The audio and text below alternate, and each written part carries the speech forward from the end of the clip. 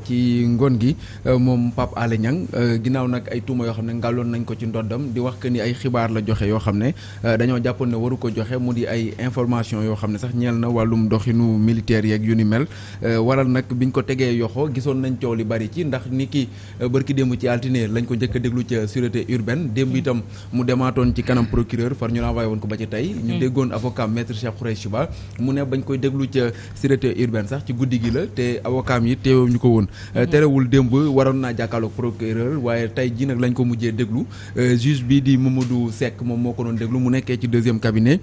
procureur nag daal dinay defoon réquisitoire am sàkku woon ñu yóbbu ko sous mandat de dépôt maanaam ci kaso gi liñ koy toppee nag moo di divulgation d'informations non rendues publiques par l'autorité compétente de nature à nuire à la défense nationale beneen bi topp mooy recel de documents administratifs et militaires beneen bi diffusion de fausses nouvelles de nature à jeter le discrédit sur les institutions publiques loolu nag di ay ñetti tuuma yoo xam ne moom lañ gàll ci ndoddam moom Pape Alé Niang ginnaaw ba nag la ko juge bi daal di suivre ki nga xam ne moo di procureur bi la di Amady Diouf yóbbu ko sous mandat de dépôt maanaam tey ci lay fanaan guddeem gu njëkk ci kaso gi avocat yi nag dégg nañ leen ñu wax ku ci mel ni maître Moussa Sarr nga xam ne tey ñoom moom lañ dénkoon seen kàddu ñoom avocat yi moom li mu yëkkati ci ay kàddu moo di ne juge bi li mu wax mooy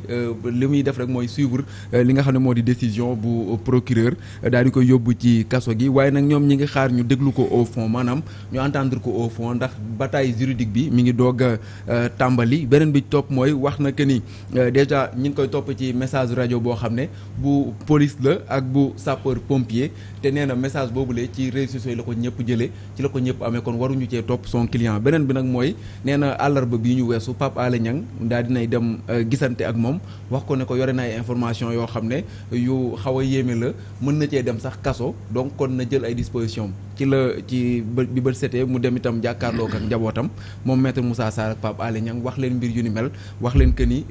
nañ préparé wu ci lii donc kon xëy na lu mu waajaloon la bu ñu sukkandikoo ci avocat bi nga xam ne moo koy défendre di maître Moussa Sarr autant pour moi ñu fàttali ne ab collectif la bu yaatu waaye tey jii moom lañ joxoon seen kàddu Bamba Kassé bu Synpics aussi wax na que ni dans les prochains jours ñi ngi xool lan la ñu war a def ndax nag fi mu nekk nii moom mbir yi wuréew a dem na këng waxi mag dem na nañ taali donc faaw itam ñoom ñu jéem a xool défense bi nga xam ne moom lañ nar a jël les journalistes du Sénégal. Voilà, comme ni nga ko waxee déjà sur les réseaux sociaux lu ci mel ni Facebook les confrères commencent à se manifester di ñaawlu li ni mel tey Pape Sané on peut parler de recul de la démocratie mais liberté de presse suñ ko salfaañee ci réew moo di ne démocratie bànqaas yi rëppel na. Oui, ça fait mal au cœur de le dire mais effectivement ñu ngi toll ci moment boobu ci vraiment un recul démocratique. Quand je dis un recul démocratique dama koy jël ci période 2011-2012 bi nga xam ne kii di président de la République bi muy ut baatu askan bi dafa am benn discours bi nga xam ne daf ko doon tenir ci presse bi moom doon taxaw di ñaawlu traitement yi nga xam ne moom lañ doon def ci presse bi di ñaawlu attaques yi ñu doon attaquer des organes de presse fii et tout ba pare daal di taxaw wax ne man su ma faloo fa su ma yéene fasuma yéene sax maa ko wax dafa ne si sama nguur journaliste kenn du ko topp ci maanaam ci mbirum liggéeyam kenn du ko arrêté ci mbirum liggéeyam donc tey jii bu ñu ñëwee jël loolu teg indi le problème de Pape Alé Niang forcément on doit parler de recul de la démocratie et d'une entrave de ce qu'on appelle la liberté d'expression c'est vrai que des fois sànq maa ngi wax ak benn mbokk Pape Alé ma ne ko le drame en fait dans ce boulot c'est ça ma ne ko Mamadou Thior bi mu koy wax démb fii avec Issa mooy que ñii lay xalab tey démb ñoo la doon tàccu ma ne ko c'est le sort c'est notre lot quotidien parce que tamit lii nañu yàlla natoo mooy justement donner de l'information nag saa yoo ko joxee rek dana am fu muy mettee saa yoo ko joxee dana am fu mu neexee donc pour dire que vraiment moi je m'attendais pas en 2022 que mën nañu sax poursuivre un journaliste mais qu'on aille jusqu'à le placer sous mandat de dépôt je dis que c'est extrêmement grave su ma xoolee un peu partout les pays qui nous entourent te ñun on est le phare de la démocratie vraiment c'est ça qui me fait peur et c'est ça qui me fait honte parce que dans ces pays c'est vrai que da nga gis ñu jàpp journaliste yi yóbbu ko ci yoon mais pour que ñu placer ko sur mandat de dépôt c'est extrêmement rare donc le cas de Pape Alé wax fa dëgg yàlla ça ne doit pas faire cas d'école. Et c'est pour ça li Issa wax waa Synpics yi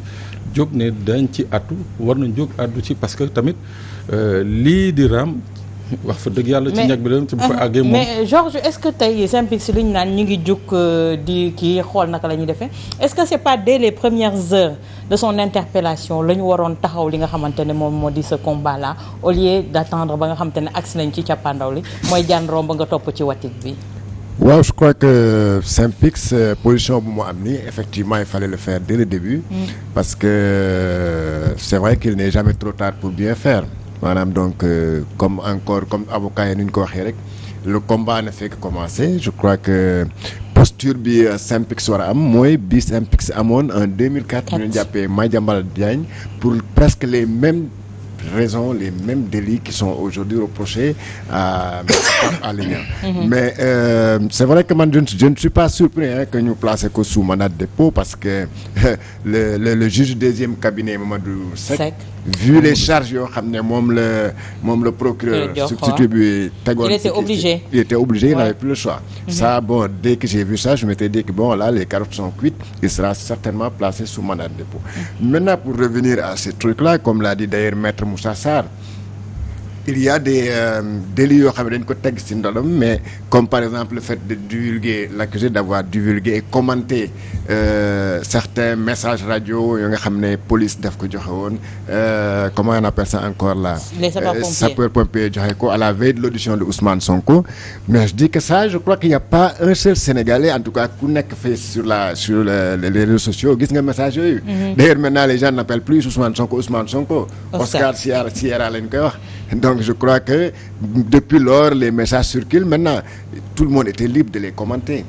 et je crois que pour un journaliste surtout quelqu'un qui fait de l'investigation son rôle ce n'est vraiment pas d'aller couvrir des conférences de presse d'aller tendre le micro à un ministre non parce que là c'est ça c'est comment on appelle ça encore loolu information classique la quoi tu vois ça c'est vraiment des comptes rendus vraiment plats yoo xam ne on n'attend pas le journal sur ça xam nga am na loo xam ne dama koy wax c'est une journée noire pour la presse sénégalaise quand même et je rappelle que parfois nga dégg nit naan les journalistes ne sont pas au-dessus de la loi c'est des citoyens comme truc mais c'est que la liberté de la presse ce n'est pas une liberté comme les autres libertés elle n'est pas une liberté aussi parmi les autres libertés c'est vrai que sans liberté de la presse il ne peut pas exister de démocratie on peut se prévoir d'une démocratie s'il n'y a pas de liberté quand même donc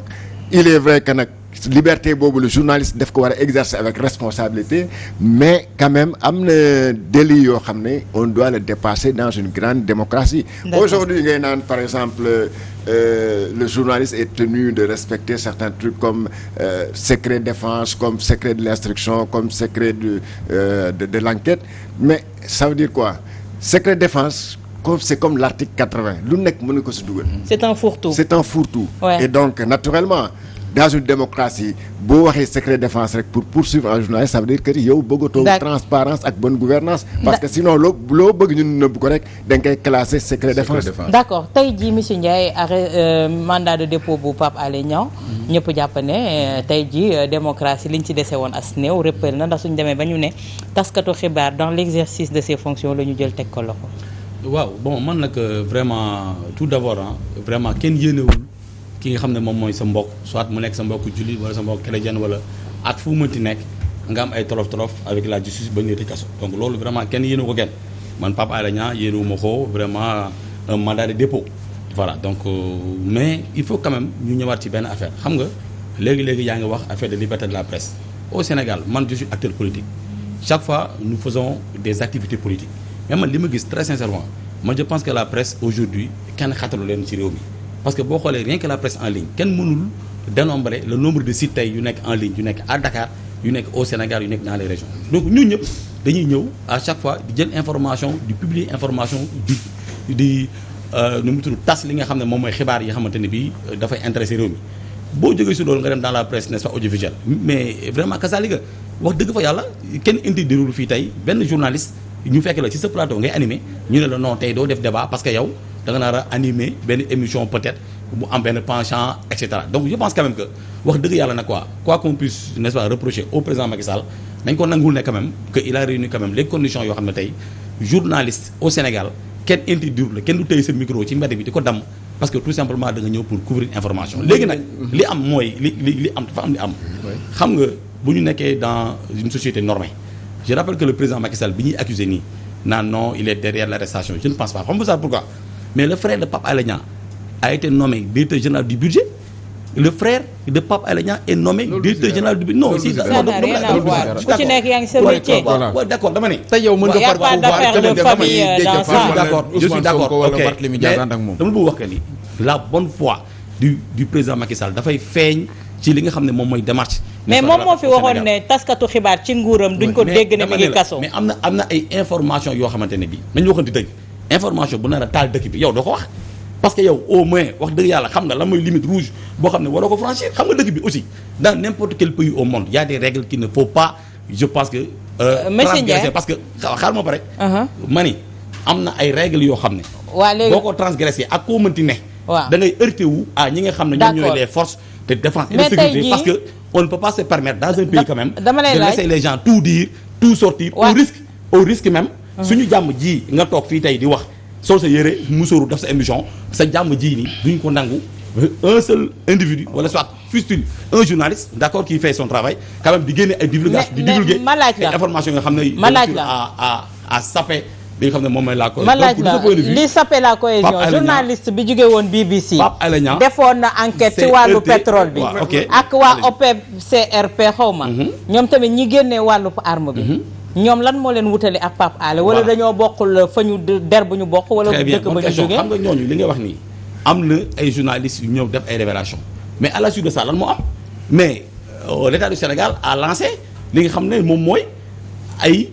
recherche mais les gens dem nañu jël ay informations jël ay preuves mais bi ñu toppee procédure bi de A à Z lan la ñu wax on a dit que ki ñuy tuumaal n'est-ce pas laalewul dara ci li nga xam ne moom la ñu ko tuumaal donc je pense que il faut laisser la justice faire son travail fii muy politicien bi muy ministre bi muy keneen ñoo ci bokk yam am na information yoo xam ne sam waay ay ligne rouge la boo ko transgressé wax dëgg yàlla loolu tu te heurtes aux forces de défense et de sécurité. d'accord en matière de liberté est-ce que dafa war a am ligne rouge rawatina pour ki nga xamante ne moom pour ki nga xamante ne moom moo di taskatu xibaar Issa dans l'exercice de ses fonctions également suñu demee ba ne journaliste d'investigation waxuñu journaliste bi nga xamante ne ca rédaction ba dong la yem di dem reportage di ñëw di traduire li nga xamante ne moom la jëli. xam nga journaliste d'investigation moom ay risque la. boo xoolee ñi nga xam ne ñoom moom Mediapart ba nekk ca France xam nañ ci dara souvent da ngay gis.